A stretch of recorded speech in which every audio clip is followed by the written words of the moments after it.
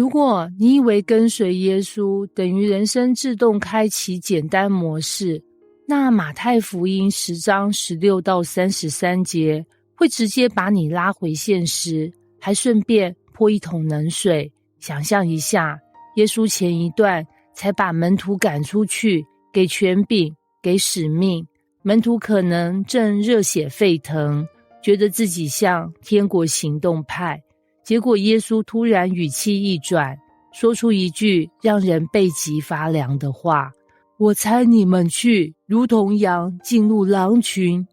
等等，主啊，羊进狼群，不是应该狮子进羊群吗？这剧本是不是拿反了？但耶稣没有说错，因为他要门徒从一开始就知道，信仰不是温室，而是真实世界的前线。耶稣接着说一句非常高阶的提醒：所以你们要灵巧像蛇，驯良像鸽子。这句话常被误解，灵巧不是算计人，驯良不是当烂好人。耶稣其实在说，在充满敌意的世界里，信仰需要智慧，不是天真，需要温柔，但不是懦弱。有些人一受伤就说我太单纯，但耶稣会说，不是，你只是还没学会分辨。成熟的信仰是能看懂风向，却不被风向带走。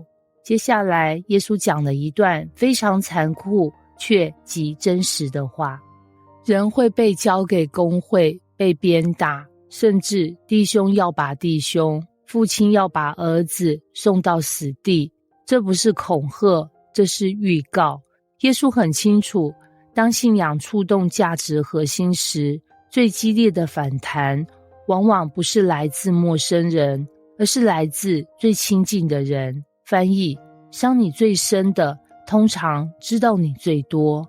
但耶稣没有停在痛苦本身，而是给了一句关键的安慰：忍耐到底的必然得救。这不是要你硬撑，而是告诉你，你现在撑的不是孤单，是有意义的。整段经文的重心其实落在一句话上：不要怕那些杀身体不能杀灵魂的。耶稣不是说逼迫不痛，而是提醒门徒分清楚谁才是最终的权威。人能夺走名声、关系、机会，但不能定义你在神眼中的价值。所以耶稣说了一个极温柔的对比：两只麻雀不是卖1分银子吗？但若不是父的允许，一只也不会掉在地上，甚至你们的头发也都被数过。换句话说，在动荡中，你没有被忽略。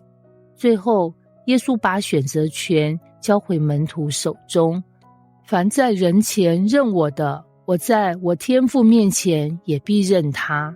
这不是威胁，而是一份极重的荣耀。耶稣不是要你表演信仰，而是问你，当代价出现时，你还愿不愿意站在我这边？信仰真正被验证的时刻，从来不是顺风，而是逆风。耶稣没有对门徒隐瞒风险，因为他不是在找粉丝，而是在呼召见证人。不是保证你不被伤害，而是保证你永远被神看见，被神记得，被神珍惜。